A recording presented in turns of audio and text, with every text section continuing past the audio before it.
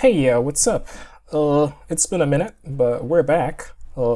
Actually, it's been several minutes, and I'm really sorry I haven't been uploading videos for the last 2, 3 weeks, and that's because I was taking finals and I was working on some other projects as well. But we're back now, and with all this situation going on, everything was all jumbled up, so I had to take some time off to figure out my schedule and, prioritize.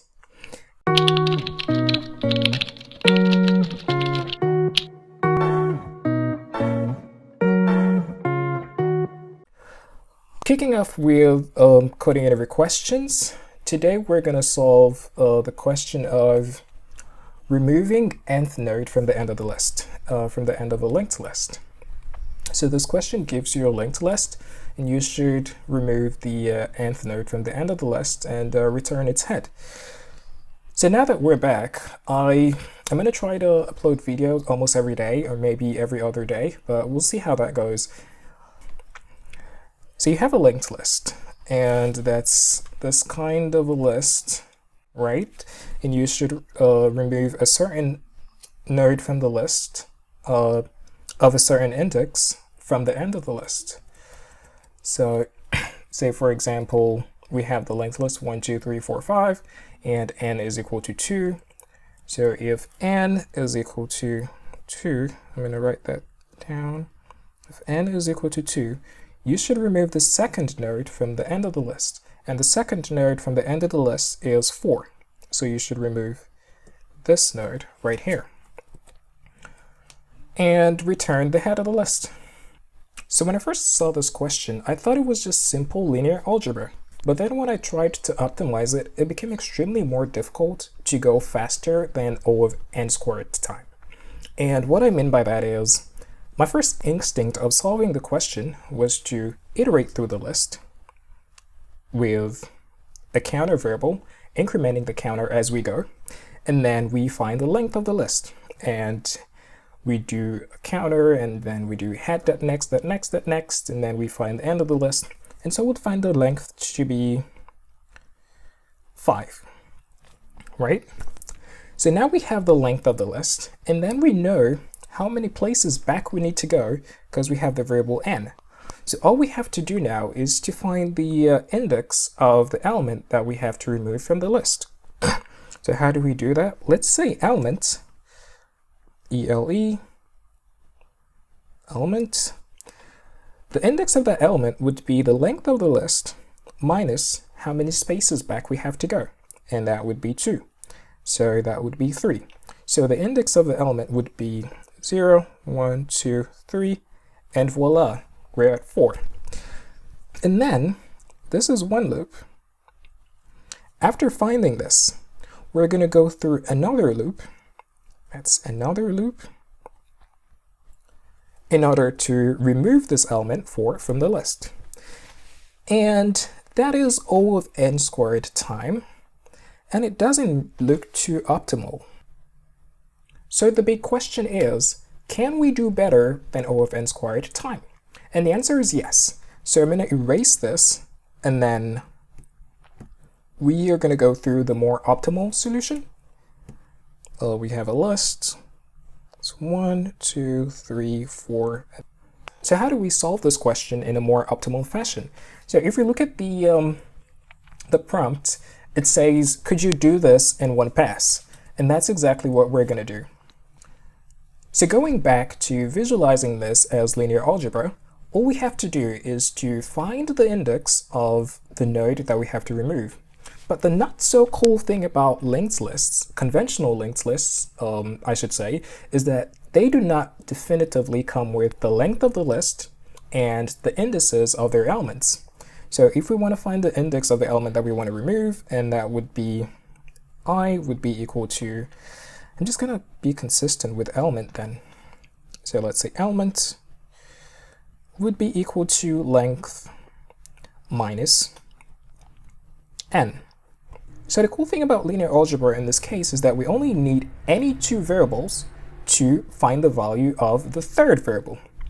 Here we have the variable n, which is 2, but we don't have the length variable, and we don't have the element variable. So what can we do in a single loop that would give us access to two items, to two elements at the same time, to two variables at the same time? It's the element and the length variable. Well, as with most linked list questions, we're going to traverse the list with multiple pointers. In this case, we're going to traverse the list with 2 pointers moving in the same direction and nodes apart. So I'm going to clear this. So let's say we have 1 pointer and we're going to call it first, and that's this. And we have a 2nd pointer and we're going to call it second, and that's this. We initialize them to the head of the list, and then we move the 2nd pointer and places ahead of its 1st pointer. So that's going to be 1 and 2. So this guy right here, 2nd pointer, is going to be moved right over here. So now that both pointers are n places apart, what we can do is we can move both pointers in tandem. And so we move them once, and that's here, and we move them another time, and that's here, and then we move them a 3rd time, and that's this. So you could see that the 2nd pointer is now out of bounds, is now pointing to the null value. So the fact that the 2nd pointer is pointing to the null value, the 1st pointer, in this case, jackpot, it's pointing to the value that we want to remove. And why is that the case? Let's write up indices of all of these guys, and that's 0, 1, 2, 3, 4, and 5. Right. The 2nd pointer is pointing to a number that represents the length of the list.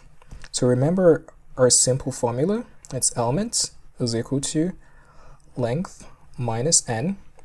So element is equal to 2nd pointer pointing to the length, to a value that represents the length of the list, and that would be 5, minus n, which is 2 nodes apart, and that's 2. So now the value that we want to remove should be at index 3, and that is right here. And we could just arbitrarily take out 4 from the list and then point 3 directly to 5. So now our final answer would be 1, 2, 3, and 5. And this would be our final answer. We have to take care of a few edge cases. I'll talk about those in the code, and I'm just quickly going to ramble through them here because of time. I really want these videos to be really short and entertaining. In cases where the 1st pointer, this guy right here, is pointing to the head of the list, we cannot just remove the head of the list, right? We have to figure out a way to make it that we always have access to the head of the list. And we're going to take care of that edge cases right in the code. Okay, so we have our function here. So first thing we want to do is to declare 2 variables. That's list node. Call it first, and that would be equal to head. And we do another list node. I got a new keyboard. It's an ergonomic keyboard, so I have to get used to it. We set it to head, and then we have to move the 2nd pointer n places ahead of the 1st pointer. We could easily do that in a for loop. So we could say for int I is equal to 0, I is less than n, and I++. Okay, so now we just set 2nd is equal to 2nd.next. So at the end of this for loop, the 2nd variable would be n places ahead of the 1st variable. So now we have to check for an edge case where the 2nd variable is already pointing to the null value. And if that is the case, it means that the head of the list is the value that we have to remove. So all we do is if 2nd is equal to null, I think. If second is equal to null, what we have to do now is to remove the head of the list. And that would be, I mean, there are many ways to remove the head of the list, but perhaps the easiest one to do is to duplicate the value of the head of the list with its most immediate value, and that would be head.value is equal to head.next.value, and then we could just set head.next to head.next.next. So what do we mean by that? So say, for example, I might clear this up. We had 1, 2, 3, 4. And this is the value that we want to remove. So what we do in this first case is that we duplicated the value of head. So now head is now 2, 2, 3, 4. This is the list. And then we set this pointer here, this guy, that's head.next. We set head.next to head.next.next. So we're going to skip over the most immediate value and then set it directly to 3. So now the new list would be 2, 3, and 4. Okay, so we set head.next is equal to head.next.next. Okay, so if we did not meet this criterion, it means that the value that we want to remove is somewhere within the list. So now we have to move both pointers in tandem until the second pointer is at the end of the list. So we could do that with a while loop and say, well, second.next. So I'm using second.next and not second. I'll explain that in a bit. So while second.next is not equal to null, and then we could move both pointers in tandem. So first would be equal to first.next, and second would be equal to second.next. So why am I doing while second.next is not equal to null? Well, the reason why I'm doing that is when you have access to the second variable, you also have access to the second.next variable. So if you know that second.next is not equal to null, then you could pretty much do the same operations that you could do with second is equal to null. So this is going to help us remove the node that the first pointer is pointing to very, very easily. So say, for example, right, we have this. And that's 1, 2, 3, 4, and 5. And then in this case, second.next would be pointing to null. So let's say this is second.next and this is second, and then this would be first. So instead of going back, right? Instead of going back, we have to remove this variable. But then in order to remove this variable, in a linked list, we just can't say linked list that first that remove, or the index of the linked list that remove, or anything like that. So what we have to do in a linked list is to just move the pointer that's pointing to 3, skip it over 4, and then point directly to 5. So we have to have access some way to the previous value of the current value that we want to remove. We have to have access to 3. We want to remove 4, but we have to have access to 3. And this is not a doubly linked list that we have access to the pref property. So that's why I did second.next. So it would be easier for us to do it. So when we're here, all we have to do now is to set first.next equal to first.next, and that's it. That's the core of the algorithm. But we're not done yet. We also have to return the head of the list. So I'm just going to return head, and then we do the same thing here. we return head, and that's it. I'm gonna run this. So it's val and not value. Way to go, LeetCode. Cool, it was accepted, so I'm gonna try to submit this.